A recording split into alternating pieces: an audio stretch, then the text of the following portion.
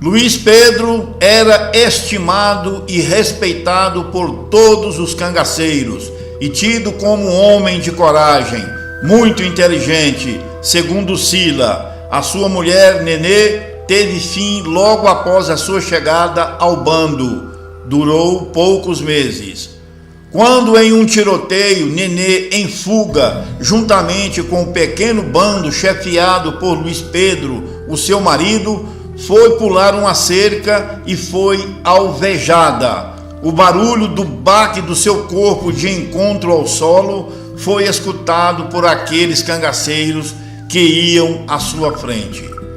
Luiz Pedro e os poucos cangaceiros, um total de 6, fogem da luta, pois a volante tinha mais ou menos 30 elementos. Seria suicídio continuar com inferioridade numérica e com pouca munição. Depois, já fora de alcance dos rifles da volante, Luiz Pedro entra em transe, gritando, berrando, dizendo que iria voltar para pegar o corpo da sua mulher, o que foi impedido por seus subordinados.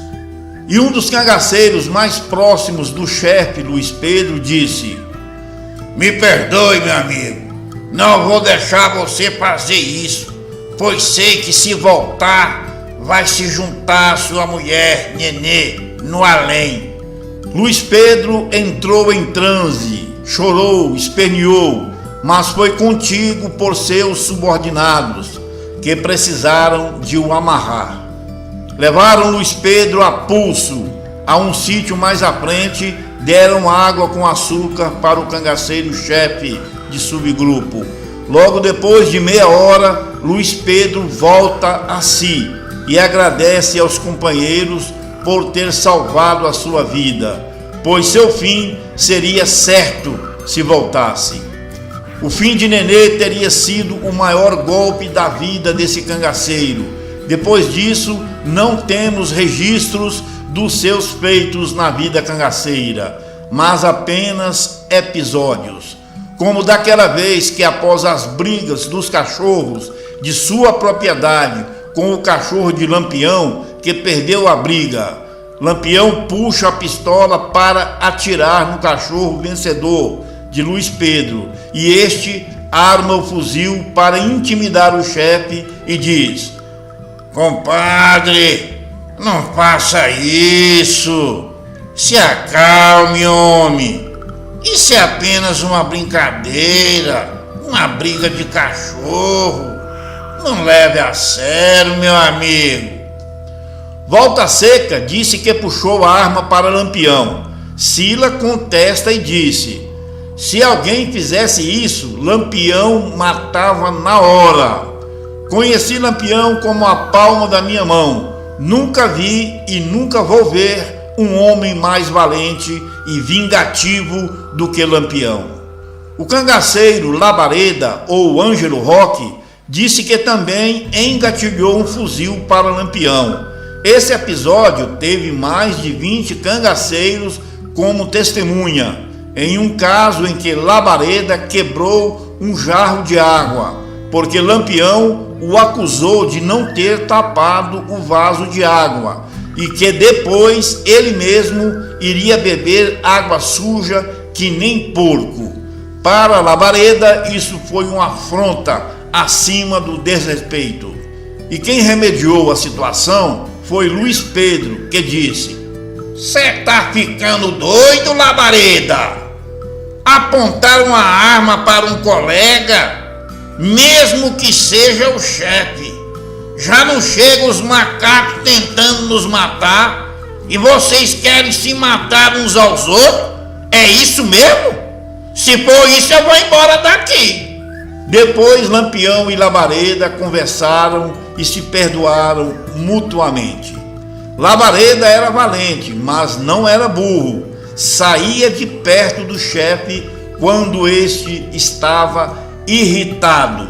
Furioso, era um perigo. Lampião era um pouco bipolar, pois saía de um estado de graça, sorrindo até doer os rins, para um estado furioso querendo quebrar tudo. Mas o rei do cangaço tinha uma grande virtude, disse Sila. Toda vez que ele magoava ou desrespeitava um cabra subordinado, ele o chamava para um canto e tinha a humildade de pedir perdão. Isso mesmo, não pedia desculpas, pedia perdão. Fora algumas poucas pequenas desavenças, os cangaceiros se respeitavam e seguiam Lampião como um líder carismático. Quando pensamos em Luiz Pedro, construímos uma imagem de um homem leal, bom caráter, amigo, de homem de bons predicados, não incluídos nos foras da lei. Soldados volantes daquele tempo eram, muito deles, maiores criminosos do que os próprios cangaceiros. A grande diferença entre cangaceiro e soldado volante, em modo geral, era que os militares praticavam crimes à margem da lei, enquanto os cangaceiros eram perseguidos em nome da lei. Não se tem notícias do viúvo Luiz Pedro nos 2 anos restantes da sua vida. O cangaceiro jamais se aproximou de outra mulher, dentro do bando ou fora do bando. Uma mulher o acusou de ter visto aos beijos e abraços com Maria Bonita dentro de uma canoa. Isso tem tudo para ser mentira. A intuição diz isso. Não acreditamos nisso. Maria Bonita tinha personalidade forte, pensava além da sua idade, era uma mulher de vergonha na cara e de caráter. Jamais iria macular a sua união, um amor sincero com um homem que amou a vida toda. Além do mais, essas coisas, quando acontecem na vida das pessoas, principalmente daquele tempo, se espalham mais que fogo no capim seco.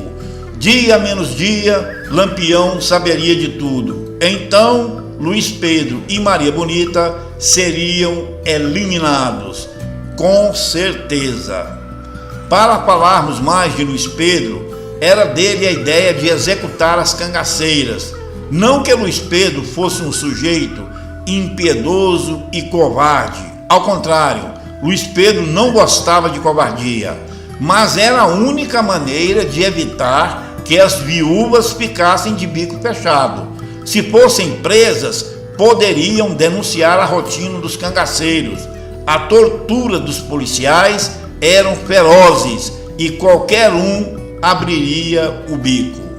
Foi assim com Cristina, a mulher do cangaceiro português, que já na estrada, rumo ao seio de seus familiares, foi perseguida por Luiz Pedro, Juriti e Candeeiro, a mando de Lampião, e assassinada pelas costas pelos 3 cangaceiros que combinaram e atiraram ao mesmo tempo, para que ninguém se culpasse.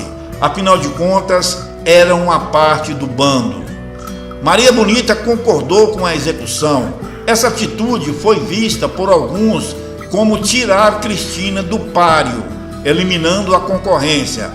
Por muitos, Cristina era considerada a mais bela cangaceira do bando de Lampião, mas são apenas suposições.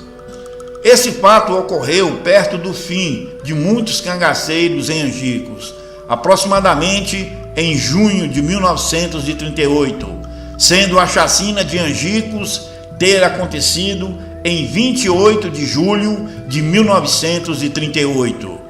Corisco, ouvindo o gado mugindo triste, quase como um lamento, disse: "O que é isso mesmo? Parece que está tudo se acabando." De fato, um mês depois, supostamente, a vez de Lampião e de Maria Bonita, e 2 anos depois, o fim dele mesmo, pelas mãos dos soldados da volante do tenente Zé Rufino. Quanto ao fim da vida de Luiz Pedro, testemunhas declaram que, iniciado o tiroteio, ele já estava fora do cerco quando retornou. Segundo o Balão, era na tentativa, entre muitas já realizadas, para apanhar o ouro que estava no interior das latas de óleo, na barraca de Lampião, bem de frente aos fuzis da volante, que cuspiam fogo sem cessar. Outros afirmam que era para cumprir o juramento feito ao chefe de que morreria no dia que Lampião perdesse a vida, emocionado pelo momento em que matou sem querer o irmão de Lampião, o Antônio Ferreira. Mas ninguém voltaria para um lugar na intenção de perder a vida. O mais perto da realidade é que Luiz Pedro foi apanhado em cheio pelo fuzil de Mané Velho, soldado volante do pelotão do tenente João Bezerra, que vinha em sentido contrário, descendo rumo à gruta de Angicos. Foi um tiro só e tudo se acabou para aquele cangaceiro rico e tido como boa gente. É certo que não se pode negar que Luiz Pedro era amigo íntimo de Lampião e Maria Bonita. Então Luiz Pedro e Lampião estavam sentados em um tronco de uma árvore caída, bebendo vinho e jogando baralho. Os dois amigos, chefe e subordinado, não estavam bêbados, estavam trêbados, caindo pelas tabelas. E então Maria Bonita assistia a tudo de longe. Maria Bonita não gostava que seu marido bebesse muito. E então a cangaceira Maria Bonita saiu da sua rede, pisando forte, cuspindo fogo, e se aproximou dos dois beberrões, Lampião e Luiz Pedro.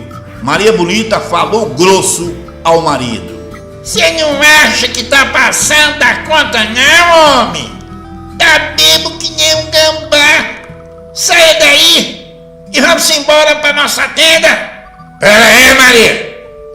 Vai até lá e, traz mais uma garrafa de vinho que esse aqui acabou." Então Luiz Pedro, em um ato impensado, coisa que só bêbado faz, meteu um tapa na bunda de Maria Bonita e disse: "Vai logo, mulher! Obedece o seu marido, sua baixinha!" E então Maria Bonita saiu furiosa, e Lampião, Luiz Pedro e alguns cangaceiros que viram a cena caíram na gargalhada. Vinha esperando.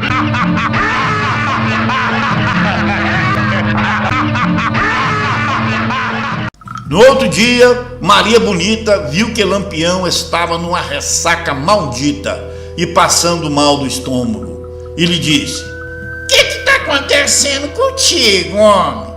Tá ficando frouxo? O Luiz bateu na minha bunda e tu não fez nada pra me defender?" O quê? Ele fez isso mesmo? Foi! Eu não tô dizendo? Ou além de frouxo, ficou surdo também?